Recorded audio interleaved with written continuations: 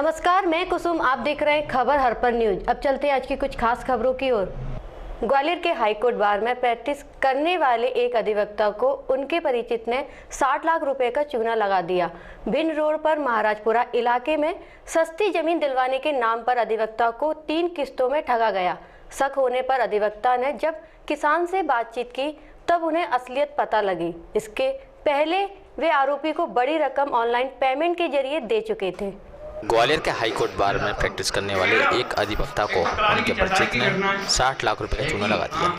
पिंड रोड पर महाराजपुरा इलाके में सस्ती जमीन दिलाने के नाम पर अधिवक्ता को 3 किस्तों में ठगा गया। शक होने पर अधिवक्ता ने जब किसान से बातचीत की तब उन्हें असलियत पता लगी, लेकिन इससे पहले वे आरोपी को बड़ी रकम ऑनलाइन पेमेंट जरिए दे चुके थे। दरअसल जीवाजी नगर में रहने वाले राघवन चौहान वकील हैं। उनका परिचय न्यू विवेक नगर में रहने वाले संदीप चौहान से जमीन के सिलसिले में हो गया था। संदीप ने वकील को जरेना गांव में किसान की जमीन दिखाई और उसे सस्ते में दिलाने का भरोसा दिया। इतना ही नहीं, संदीप ने वकील को जमीन पर ले जाकर उनके फोटोग्राफ वगैरह भी निकलवाए। वकील ने बाद में अपने कुछ परिचितों के जरिए किसान से संपर्क साधा तो पता चला कि किसान और संदीप का कोई एग्रीमेंट जमीन बेचने को लेकर था ही नहीं। किसी दूसरे की जमीन पर संदीप ने राघवन चौहान को प्लॉट काटने के लिए बड़ा भूवाक दिखा दिया था। जब राघवन ने अपने साथ हुई धोखाधड़ी के बाद संदीप से पैसों की मांग की तो उसने साफ तौर पर इनकार कर दिया। इसके बाद राघवन चौहान ठगी करने वाले संदीप चौहान के खिलाफ थाटीपुर थाने में शिकायत दर्ज कराने पहुंचे। पुलिस ने आरोपी संदीप चौहान के खिलाफ धोखाधड़ी का मामला दर्ज कर लिया है और उसकी तलाश की जा रही है। हमारे संवाददाता ने थाटीपुर थाना प्रभारी आसबीएस विमल से बात की। राघवेंद्र सिंह चौहान हैं और वकील भी हैं। वो रहते हैं जीवाजी नगर में, यहाँ थाटीपुर में। उनसे दोस्ती हो गई थी प्रॉपर्टी के सिलसिले में। जो है संदीप सिंह चौहान हैं जो न्यू विवेक नगर में रहते हैं। संदीप सिंह चौहान प्रॉपर्टी का काम कर रहा था, प्लॉटिंग का काम कर रहा था। तो उसने जो है उनको राघवेंद्र चौहान को विश्वास में लेके कहा कि तुम्हें हम जो है 1 करोड़ की ज़मीन सस्ते में दिलवा देंगे। 850 वर्ग फुट में तुमको हम दिलवा देंगे। 1250 वर्ग फुट की रेट है और आपको हम कम में दिलवा देंगे। ये संदीप की बातों में आकर के इसने जो है ज़मीन को देखा और ज़मीन को संदीप ने दिखाया राघवेंद्र को। वो किसान की ज़मीन ग्राम जरेना महाराजपुरा में थी, किंतु जब जो है ज़मीन का अनुबंध दिखाया, ज़मीन दिखाई, वहाँ फ़ोटोग्राफ्स भी कराए इसके राघवेंद्र को खड़ा करके ज़मीन पे। उसके बाद राघवेंद्र को ये पता चला कि ये ज़मीन का अनुबंध किसान का और संदीप का तो है ही नहीं। संदीप का और जो है किसान का कोई लिखित अनुबंध नहीं है और न जो है किसान को कोई। जब तक जो है संदीप ने राघवेंद्र से 60 लाख रुपए 3 बार में ऑनलाइन पेमेंट के जरिए प्राप्त कर लिए। जब ये पूर्णतः किसान से ये मिला, राघवेंद्र फरियादी, इसने किसान से बात की, क्यों आपने संदीप से कोई एग्रीमेंट किया है या सौदा किया है? तो किसान ने, दोनों भाइयों ने साफ इनकार कर दिया। और जांच में भी हमारे थाने से SI सौरभ श्रीवास्तव से उनके कथन कराए तो किसानों ने बताया कि हमारा इनका कोई एग्रीमेंट नहीं है और न कोई प्लॉट बेचने की, ज़मीन बेचने का हमका इनका सौदा हुआ है, हमारा संदीप का सौदा हुआ है। तो राघवेंद्र के साथ इस प्रकार जो है दूसरे की ज़मीन दिखा करके, फर्जी एग्रीमेंट दिखा करके 60 लाख रुपए इस व्यक्ति ने प्राप्त किए और इसी जांच पर से, रिपोर्ट पर से अपराध पंजीबद्ध किया है, जो भी बेचना है। आरोपी को पकड़ेंगे? अभी आरोपी गिरफ्तार नहीं है। अभी कुछ दस्तावेज और प्राप्त करना है। उनको दस्तावेज प्राप्त होने के बाद उसकी गिरफ्तारी की जाएगी। मतगणना की तैयारियों के संबंध में जानकारी देने के लिए कलेक्टर एवं जिला निर्वाचन अधिकारी कौशलेंद्र विक्रम सिंह ने पत्रकार वार्ता का आयोजन कर मतगणना संबंधित जानकारी दी और बताया कि किस तरह से मतगणना की जाएगी। इस दौरान संबंधित विधानसभा क्षेत्र में शुष्क दिवस भी घोषित किया गया। 10 नवंबर को होने वाली मतगणना की तैयारियों को लेकर एक पत्रकार वार्ता का आयोजन ग्वालियर के जिला निर्वाचन अधिकारी और कलेक्टर कौशलेंद्र विक्रम सिंह द्वारा किया गया। कौशलेंद्र विक्रम सिंह ने पत्रकार वार्ता के दौरान बताया कि सुबह 6 बजे से मतगणना कार्य आरंभ हो जाएगा, जिसमें एजेंटों और मतगणना कर्मियों, मीडिया कर्मियों के लिए अलग अलग गेट बनाए गए हैं, जहां पर उनके पास निर्धारित पास होने के बाद ही उन्हें अनुमति दी जाएगी और वे मतगणना स्थल में प्रवेश कर सकेंगे। वहीं दूसरी ओर सभी लोगों के मोबाइल बंद रहेंगे और मतगणना स्थल पर मीडिया कर्मी भी कैमरा और मोबाइल नहीं ले जा सकेंगे। इस अवसर पर उन्होंने कहा कि शहर में कानून व्यवस्था की भी तैयारियां की गई हैं और शुष्क दिवस घोषित करते हुए विधानसभा चुनाव वाले क्षेत्रों में शराब की दुकानें भी बंद की गई हैं, जो कि मतगणना के बाद संपन्न होने के बाद ही खोली जाएंगी। देखिए यह प्रेस वार्ता। हर विधानसभा के हॉल में 14 ईवीएम की टेबल्स हैं, जो कि 2 हॉल में स्प्रेड है, मतलब 7 एक हॉल में 7 एक हॉल में। ये यूनिफॉर्म अरेंजमेंट है तीनों विधानसभाओं के लिए। जब 8:30 बजेंगे तो पहला लॉट ऑफ मशीन आएगा जो टेबल पर जाएगा और ईवीएम की काउंटिंग 8:30 बजे प्रारंभ हो जाएगी। इसके पहले की बात करें तो 6 बजे हमारे पोस्टल बैलेट कलेक्ट्रेट में जो ट्रेजरी में डबल लॉक में रखे हुए हैं वहां से मतगणना स्थल पर आएंगे। 7 बजे डाक विभाग की गाड़ी आएगी जो आखिरी पोस्टल बैलेट लेके आएगी और इसके बाद 8 बजे से पोस्टल बैलेट की गणना स्टार्ट हो जाएगी। 8:30 बजे से ईवीएम की गणना स्टार्ट हो जाएगी। तो अगर आप लोग ये जानना चाहते हैं कि पहले राउंड का रुझान जो है वो लगभग 9 बजे के आसपास आना चालू होगा। इसके अलावा 3 टियर सिक्योरिटी अरेंजमेंट है। सभी को पासेस जारी हो चुके हैं। जो हमारे मीडिया आप लोग हैं, इसके साथ मतगणना एजेंट हैं जो अभ्यर्थियों के, इसके अलावा हमारे जो शासकीय कर्मचारी हैं, इन सब लोगों के पासेस जारी हो गए हैं और इन सब लोगों को अलग अलग गेट्स बताए गए हैं जहाँ से उनको आना है। जो ग्वालियर 15 और 16 के तैयारियां हम लोगों ने पूरी कर ली हैं। यहाँ पे सुबह 8 बजे पोस्टल बैलेट की गणना प्रारंभ होगी। उसके 30 मिनट के बाद ईवीएम की मतगणना प्रारंभ होगी। ग्वालियर पूर्व में 32, 15 में 30 और 24 डबरा में प्लांट राउंड हैं और हम लोग जो है एक एक चरण की मतगणना पूरी करते जाएंगे। हर जो मतगणना हर विधानसभा की है उसमें 2 कमरों में 7-7 टेबल लगाई गई हैं। इसी तरीके से ग्वालियर पूर्व और ग्वालियर 15 में 3-3 पोस्टल बैलेट की टेबल और जो डबरा है उसमें 2 पोस्टल बैलेट की टेबल लगाई गई हैं। किसी को भी मोबाइल अंदर ले जाने की अनुमति नहीं होगी। इस तरीके से पूरी तैयारियां कर दी गई हैं। पोस्टल बैलेट के क्या मतलब रिजल्ट साथ में आएंगे क्या? जैसे ही गणना पूरी हो जाएगी उसका भी रिजल्ट तुरंत आ जाएगा और हम लोग पूरी सावधानी रखने के हम लोगों ने निर्देश दिए हैं। क्रॉस चेकिंग के भी निर्देश दिए हैं और उस पर हम लोग का फोकस भी रहेगा। कोई भी व्यक्ति अगर किसी को या मीडिया के लोगों को जो चाहिए तो जैसे ही हमारा कंप्लीट हो जाएगा राउंड, साइन ऑब्जर्वर के हो जाएंगे आरओ के, उसके बाद व्हाट्सएप ग्रुप के माध्यम से हम आप सभी लोग अनुमानित कितने राउंड होने सर? नहीं, राउंड जो प्लांट राउंड है हमने आपको बता दिए 32 ग्वालियर पूर्व, 30 ग्वालियर 15 और 24 डबरा के लिए प्लांट राउंड है। उसके बाद जैसी भी स्थिति आएगी। बीना में रोड एक्सीडेंट में गंभीर घायल हुए 48 वर्षीय युवक मनोज नामदेव, पिता बाबूलाल नामदेव, निवासी वीर सावरकर वार्ड बीना को उनके परिजनों द्वारा सिविल अस्पताल बीना में भर्ती कराया गया है, जहां उनकी हालत स्थिर बनी हुई है। रविवार को बीना में सुबह एक्सीडेंट हो गया जिसमें गंभीर रूप से घायल हुए 48 वर्षीय युवक मनोज नामदेव, पिता बाबूलाल नामदेव, निवासी वीर सावरकर वार्ड बीना को उसके परिजनों द्वारा सिविल हॉस्पिटल बीना में भर्ती कराया गया। इसी समय 100 डायल पुलिस वाहन द्वारा इसी रोड एक्सीडेंट में उनकी मोटरसाइकिल से गिरकर घायल हुए 2 नवयुवकों 18 वर्षीय पंकज अहिरवार और अनूप और अनु अहिरवार को सिविल अस्पताल बीना लाया गया, जहां पर उनका इलाज किया जा रहा है। क्या नाम है तुम्हारा? मनोज नामदेव। अच्छा, कैसे लग गई चोट?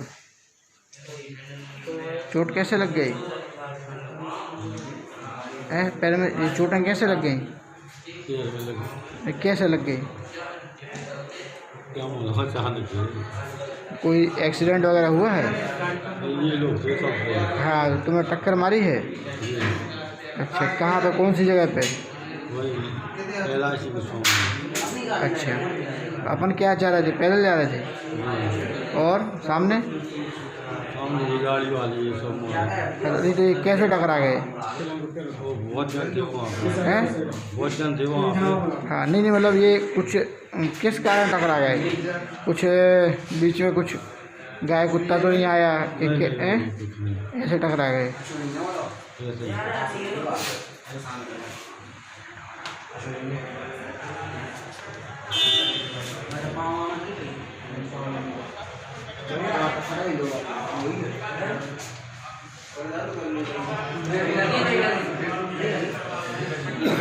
इटावा में सोमवार को श्री पारसनाथ दिगंबर जैन मंदिर लालपुरा तपस्वी सम्राट आचार्य श्री 108 सन्मति सागर महाराज जी के शिष्य आचार्य श्री 108 सुंदर सागर महाराज जी का 44वां अवतरण दिवस बड़ी धूमधाम से मनाया गया।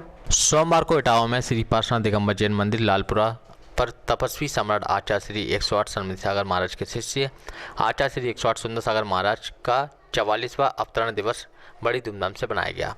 कार्यक्रम में प्रातःकाल श्री जी का अभिषेक किया गया। इसके उपरांत तपस्वी सम्राट आचार्य श्री 108 सन्मति सागर महाराज जी की मूर्ति का दूध दही रस घी केसर से पुजारियों ने अभिषेक किया और फलों के साथ पूजन की गई।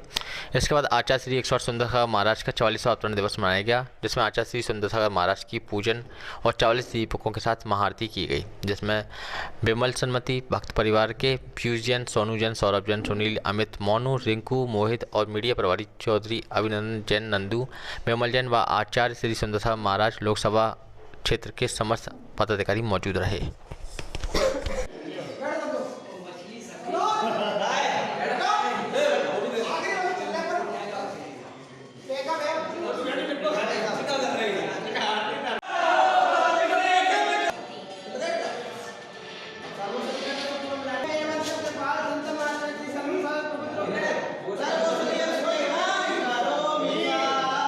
ग्वालियर की जीआरपी पुलिस ने महाराष्ट्र के एक गैंग का भांडाफोड़ किया है। भंडा ग्वालियर की जीआरपी पुलिस ने महाराष्ट्र के एक गैंग का भांडाफोड़ किया है, जो ट्रेनों में यात्रियों के साथ कई सालों से लूट और चोरी की वारदातों को अंजाम दे रहा था। ग्वालियर की जीआरपी पुलिस ने महाराष्ट्र के गैंग का भंडाफोड़ किया है, जो ट्रेनों में यात्रियों के साथ कई सालों से लूट और चोरी की वारदातों को अंजाम दे रहा था। ग्वालियर में 1 साल पहले हुई 30 लाख रुपए की सनसनीखेज चोरी के सिलसिले में जीआरपी पुलिस ने चोरों को पकड़ने के लिए जाल बिछाया। उसके बाद पुलिस बदमाशों के ठिकाने सोलापुर महाराष्ट्र पहुंची। एक एक करके इस गैंग के 6 सदस्यों को पुलिस ने पकड़ा, जिसमें एक महिला भी शामिल है। पकड़े गए लोगों के कब्जे से 2 4 पहिया वाहन, सोने चांदी की जेवरात सहित 17 लाख से ज़्यादा का मसरू बरामद किया गया है। पकड़े गए बदमाशों ने दिल्ली मुंबई रूट पर कई सनसनीखेज चोरियों में अपना हाथ कबूला है। वैसे क्या पूरा मामला ये गैंग फोड़ने ये क्या है, गैंग महाराष्ट्र की है, सोलापुर की। ये ट्रेनों में चोरियां करते थे, तो ये वहाँ से पकड़े गए हैं। इसमें एक महिला है, 5 आदमी हैं। इनसे करीब जो है 17 लाख का माल बरामद हुआ है। 2 गाड़ियाँ हैं, 3 सोने की चेन है, रिंग है, कुछ नकदी भी है। 17 लाख करीब के माल बरामद हुआ है। कब से ये सक्रिय थे और कहाँ इनका मतलब अपने यहाँ क्या इनका अपराध? ये अपने यहाँ अपराध था 191/19 का था, धारा 379 का। उसमें करीब 30 लाख का मसूर का चोरी किया था। इसमें पकड़े गए और भी अपराध हैं थाने के छोटे मोटे, उनमें पकड़े गए हैं। और ये श्रीमान SRP साहब के महोदय के निर्देशन में टीम बनाई थी। टीम के द्वारा इटारसी, खंडवा, ये अपने ग्वालियर से सभी लोग वहाँ गए थे, महाराष्ट्र सोलापुर। वहाँ से इनको जो है पकड़ के लाए थे। वहाँ करीब 15 दिन रहे, तब इनको पकड़ पाए हैं। इनसे मला बरामद। इनका एक का नाम है गोरख यादव, महिला का नाम है सुनीता, और एक नाम है बापू मोरे, और एक है संजय मोरे, संजय और डगड़ू, और एक नाम है संतोष मोरे। 5-6 लोग हैं। सर, इंटर स्टेट मामला था, तो किस तरह से जीआरपी कितनी मशक्कत करना पड़ी?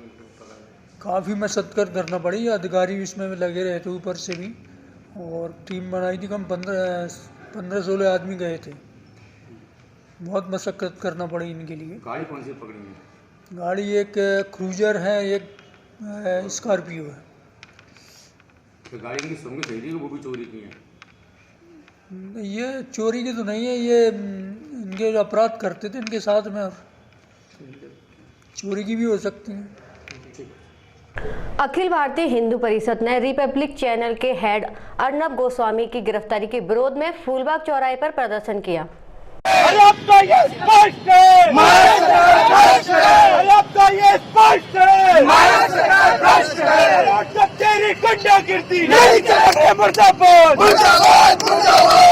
ठाकरे मुर्दाबाद मुर्दाबाद मुर्दाबाद उत्तम तेरी गुंडागर्दी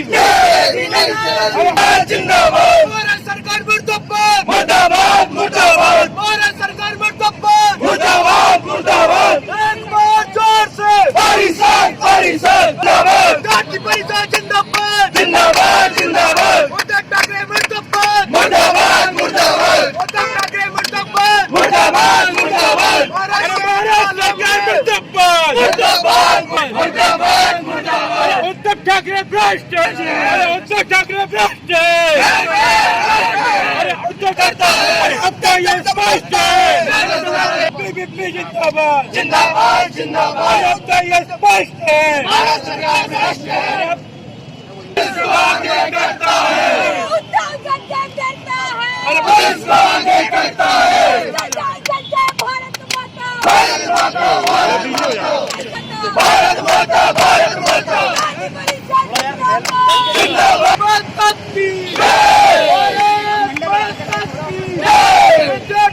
पुलिस को आगे करता है जब करता है पुलिस को आगे करता है भारत सरकार मुर्दाबाद मुर्दाबाद मुर्दाबाद महाराज सरकार तेरी तानाशाही नहीं चलेगी नहीं चलेगी महाराज सरकार तेरी तानाशाही नहीं चलेगी नहीं चलेगी उद्धव जब डरता है। स्तंभ मीडिया को लगातार एकदम से ऐसे प्रताड़ित करना, कोई अपनी बात रखने की बात करता है और अभिव्यक्ति की आज़ादी हम बात करते हैं तो उनको एकदम से अपनी सरकार के दम पे प्रशासन द्वारा उनको प्रताड़ित करना, ये कहाँ तक सही है? उसको लेकर हमारा प्रदर्शन है।